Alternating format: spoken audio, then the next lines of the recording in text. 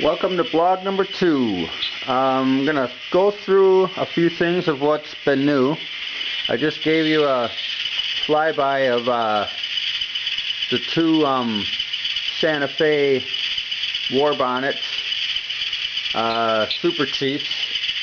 I just got this decoder the other day and put it in, and I've got it set as a different locomotive. It's not the EMD F3. If you hear this one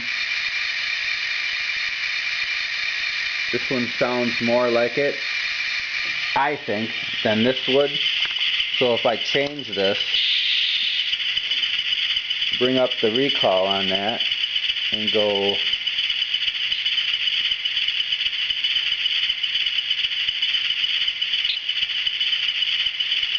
you'll hear a different horn, different bell, and you'll hear the train start up different.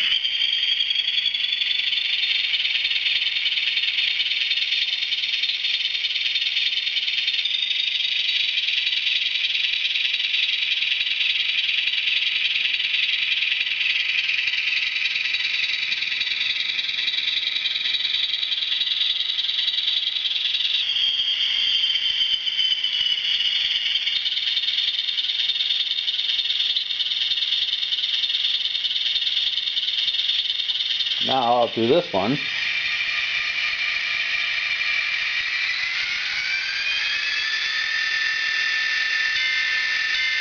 Same bell.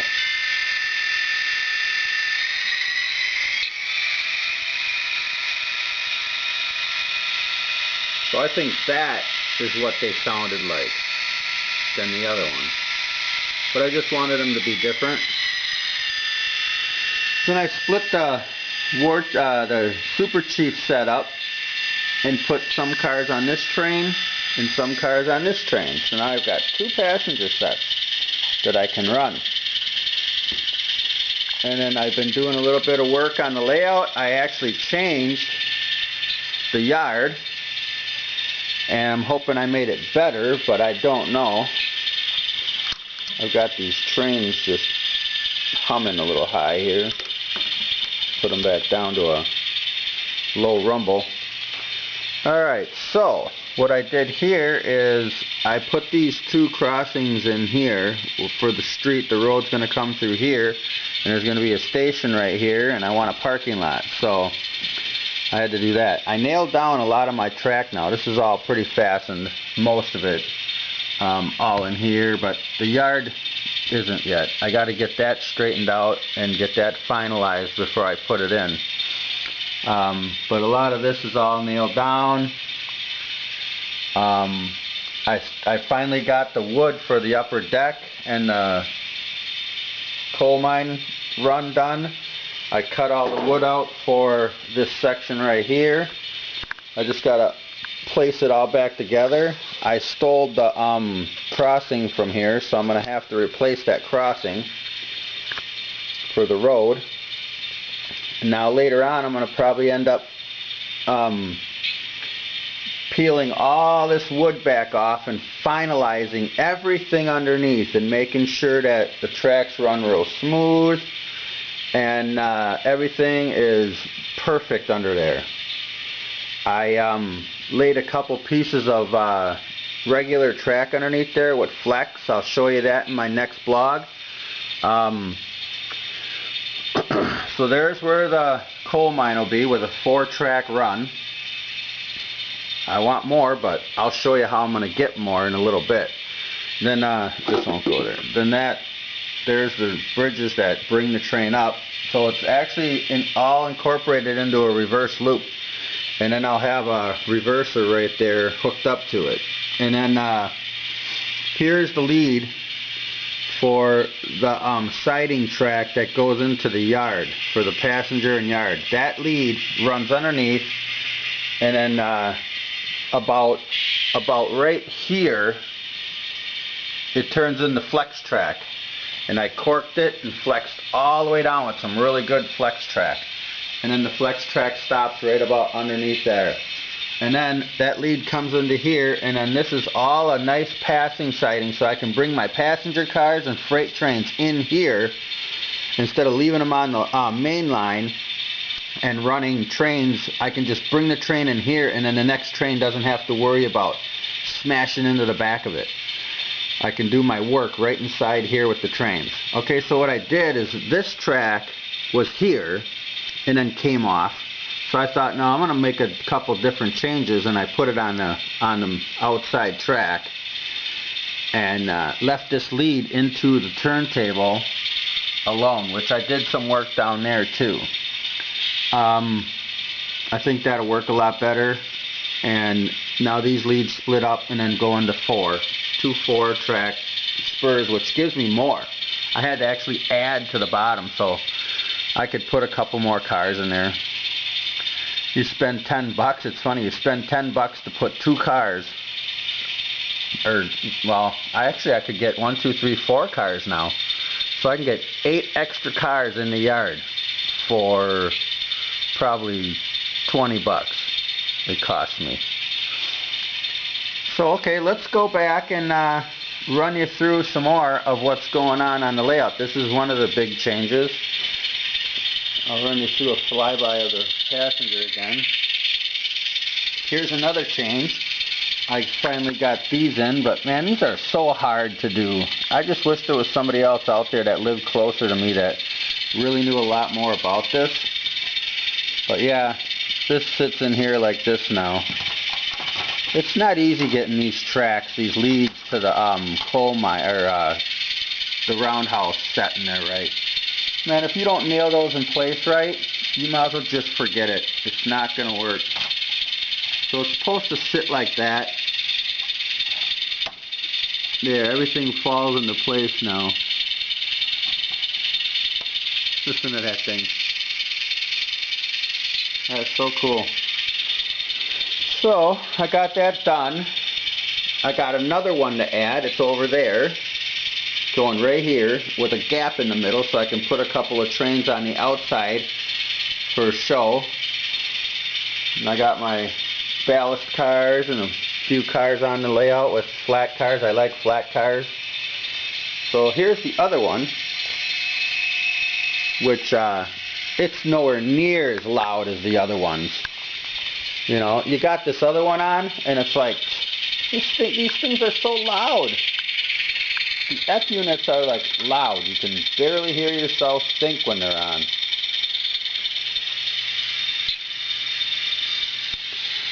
So I'm shutting them down because they're so loud.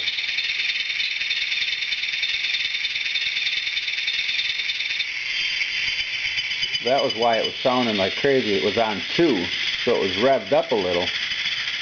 There, and that's normal. But I'll show you my normal. Okay, shut up a minute. Holy moly, you are loud. Now can you hear it? Now you come down here and now you can hear it. It's like if you're going to run that train, you got to run those by itself. This is as loud as this goes.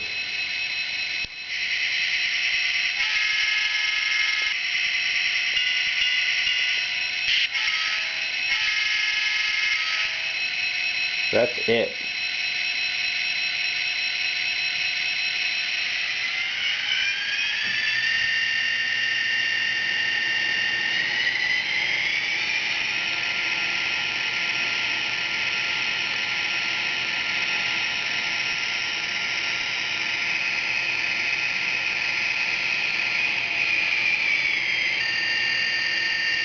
That's supposed to be loud. That ain't loud. But I guess people are saying, oh, I like it, but oh well, it's got a 10mm speaker in there, which I'm still kind of debating if I want to do that or not. I'm going to get some Katie's and put microtrain couplers on the back and front.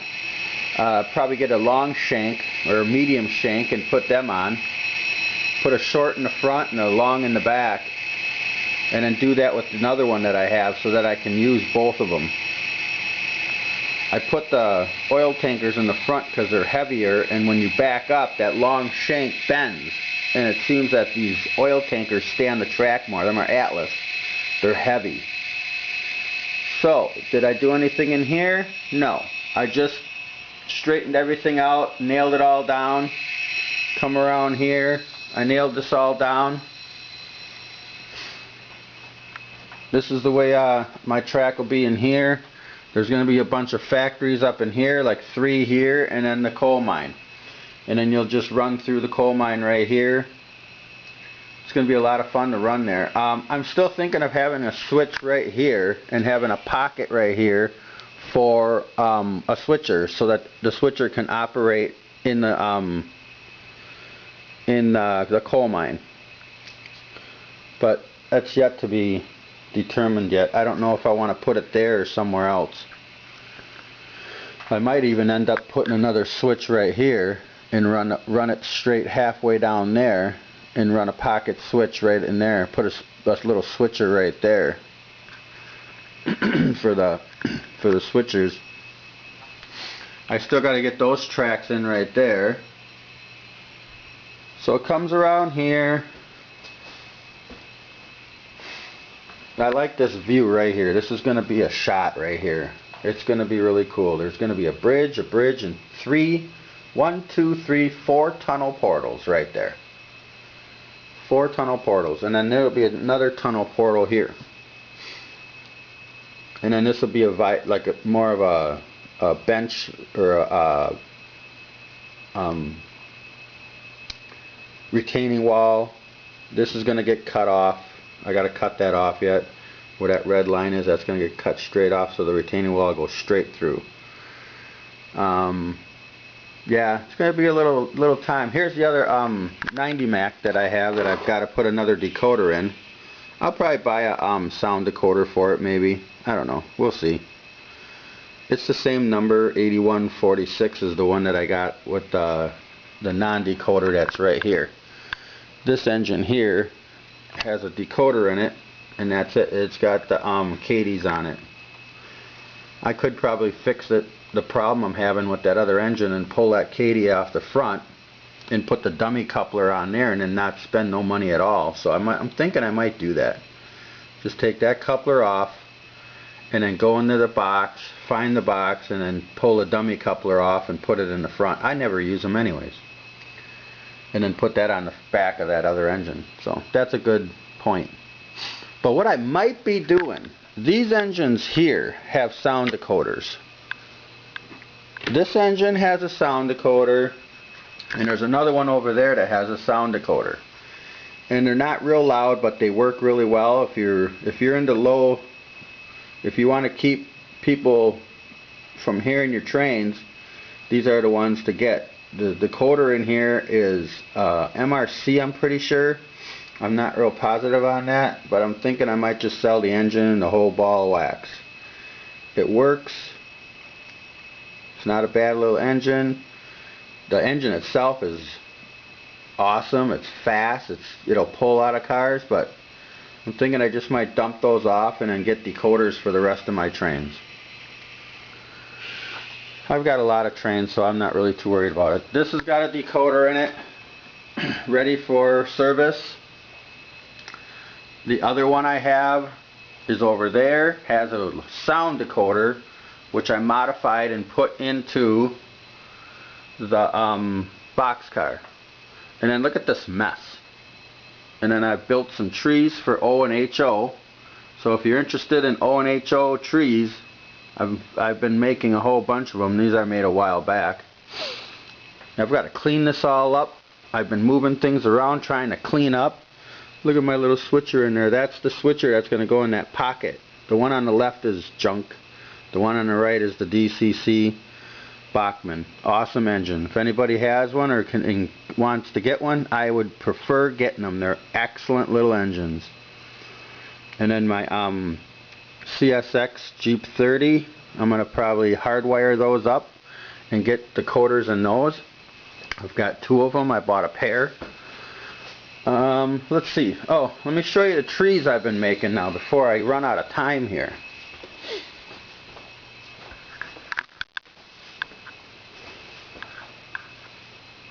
I've got trees there, trees here, and then I've got a bunch of trees over there I've been working on. These trees really turned out nice. And then if you look at them in the light,